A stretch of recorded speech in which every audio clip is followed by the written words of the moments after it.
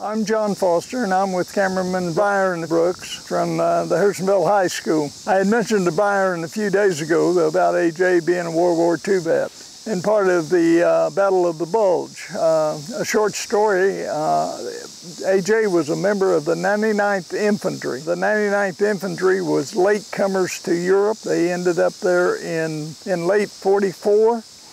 And without any battle experience was trucked to the front lines and was in the Battle of the Bulge, which was a terrific battle. The Germans was trying to make a breakthrough. The weather conditions was terrible, some of the worst in Europe in decades. And anyhow, as we all know, the Battle of the Bulge ended in such a way that they headed toward the Rhine River. The 99th Infantry was the first infantry group that got to the bridge of Remagen. The Germans had tried to destroy that bridge that was across the Rhine River. And they didn't quite get the job done, but they badly damaged it. And AJ's squad was sent across that bridge. And Stephen Ambrose wrote in his book, Citizen Soldier, there was a sign put up that said, "Cross the Rhine with dry feet." AJ was part of the squad that went across that. And when your squad leader tapped you on the shoulder, he said what? "You are number 9. Number 9. Now, that rifle squad, keep in mind that bridge was bombed, about to fall in. But that rifle squad made it across, was able to capture the gun, and some of the men done away with the demolition packets that was on the bridge that might have went on off. Anyhow, they got it across the Rhine and got it to where the Corps of Engineers ended up getting 6 bridges across so Patton could get his army across there. But there's another little story involved in that. AJ and Bill and a guy by the name of Lasky. Yes. They was all supposed to go across the bridge and go one direction. And every outfit has got to have a man like this in it, because there's no way a squad leader or a sergeant can get along in life unless you got one. This guy went the opposite direction and was missing for 5 days. But he survived. He was able to buddy up with somebody that had made it across on a pontoon bridge and made it back to AJ's outfit. They assumed that missing in action, he probably had been killed. He showed up on the 3rd day, according to the oral story that was given to us, and he says, "Where you men been? I thought I was going to have to win this war by myself." Anyhow, AJ and the 99th Infantry made it across into Germany, and they came on to the concentration camps. And that is one of the reasons that we're here talking about this, the atrocities that AJ's seen. AJ of course, did not have enough, the 99th Infantry did not have enough time in, so they had to stay and help maintain and corral prisoners, and he also was there for the Nuremburg Trials. You was part of the force that was retained to occupy Germany. Yes. In that, you ended up at Nuremberg. Yes. Started out, I was just a maintenance man. Then I got to work. Took me out there building sidewalks with brick. And I had a patent on that deal I thought was real good. It turned out to be beautiful sidewalks. And these German prisoners, they took it up. And I started laying brick. And I just got along fine. And then here come the colonel down. And that's when you ended up with a different assignment then? No, he told me, they asked some of his men, why is this man still a private? Oh, okay. And I don't know what the answer was now. They says, he will be a sergeant from here out. So that's how you got your rank as I got 3 stripes as sergeant. Yeah. Sergeant. Yeah. And then I kept the old platoon sergeant, went through the war with us. He got a chance to go home. And so I just stepped up and went ahead my sidewalks, building my sidewalks for this new department to build. And here come the colonel with a couple officers, and he was showing them all about the sidewalk and other things. He come down there and walked over to me and says, "Sergeant, I'm real proud of the way you are running this." Says, "Never heard nothing out of you. You're your man." He says, "You are now a tech sergeant." When he came back, he got on a road crew laying asphalt in the late 40s and early 50s, and then he worked for GSA for years. Anyhow, had pleasure to know a man like this, and it's hard to understand all the things that he had to go through to be where he was at. And I think that he passed away in 2013.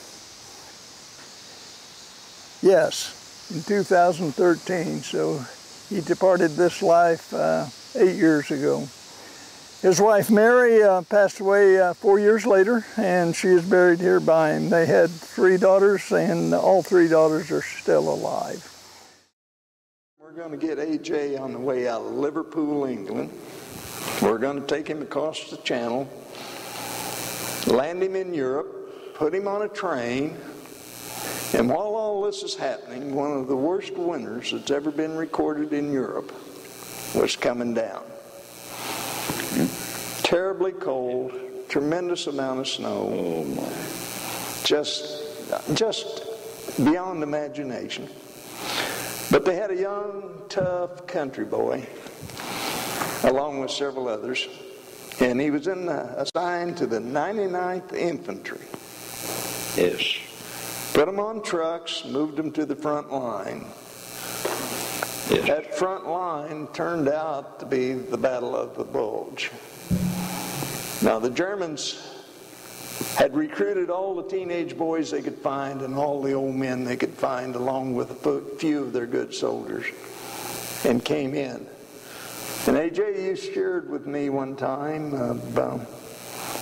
sergeant came by, or your platoon leader or squad leader came by and said, "Come and go with me," and he'd take you to an outpost. Yes. And in the snow and in the dark, and enemy everywhere, and you was supposed to be the front man in case somebody come along. You survived that, and meanwhile, the weather broke a little bit, and the airplanes were able to fly, and your troops were able to move out some, and in that movement, you had a rest stop in a building somewhere or in a community, and your buddy Bill ended up being absent. Squad leader was ready to move you men out, and somebody said, "Well, where's Bill?" AJ says, "I'll go look for him." So you went down the road a ways, and you seen something coming up the road, as I remember you telling it. And it was Bill, and he had his helmet on the back of his head. Hanging off. And he had his rifle sling on his arm, which was against the rules and regulations. But he had both hands out, and he was carrying something in those hands. What was that? He's carrying 2 egg and beef sandwiches. Now, you got to understand, Bill was a second-generation German immigrant. His grandparents had came, and hanging out with Grandpa, he learned how to speak German. So he had come by this house, and he had somehow negotiated 2 sandwiches for him and AJ. They moved out, and I know I don't have some of these stories in order, AJ, but just the same, we need to talk about them a little bit. You ended up on a hilltop one time, and your platoon leader said, "Men, let's take a break." Yes. And you was looking down over this hill, and out there in the middle of nowhere was a haystack. And you kind of delayed moving out. You hadn't got real anxious about it, and about that time a plane came over. A P-47, I think it would have been. Yes. And he made a big wide circle, and he came back, and he dropped a bomb in that haystack. And what was the aftermath? The haystack blew up, and a big old Panzer tank sitting in there. And Bill and I was, at that time, we'd crawled out to where we were just about 25 feet from it. And the tank blew up, and the Panzer wasn't able to move. We got, the men was right in the Panzer, in that tank. And they were just waiting to wipe us out, but at an airplane. And then I come home, was employed. And one day an inspector come around checking on me, and he gave me his name. I gave him mine. I said, "Wait a minute. You tell me you flying over that country there where I was at in Germany, and you bombed the haystack?" He said, "Yes, I did." Well, he was a pilot that dropped that bomb that saved me and Bill. And so probably all the other men. One day, AJ had the makings of a bad day ahead of him. Him and his buddy Bill was filling up some water containers, and 2 German soldiers came up on them and took them as prisoners. Now, I mentioned to you a minute ago about the egg sandwiches. Bill started talking to these people in German.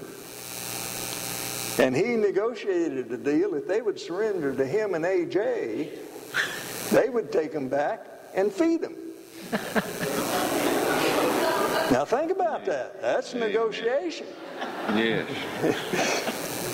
Now that went from a crisis situation, possibly death, turned around into a positive situation.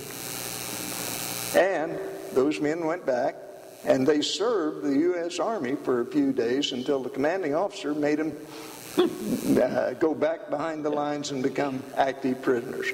They didn't want to. They wanted to stay with us. That is a wonderful story. And but that's just one of the situations that God has protected him. That was a God plan, wasn't it? AJ went to the same church that I attended, and we were brothers in Christ, and we had several projects in our church, and AJ was always eager to help on any project that we had, and he was definitely a handyman. He drove the church bus for us for several years. He was a deacon and was a good leader. His wife and him taught Sunday school in the younger grades when they first came to the church, and anyhow, I was honored to have the privilege of bringing his body to this site.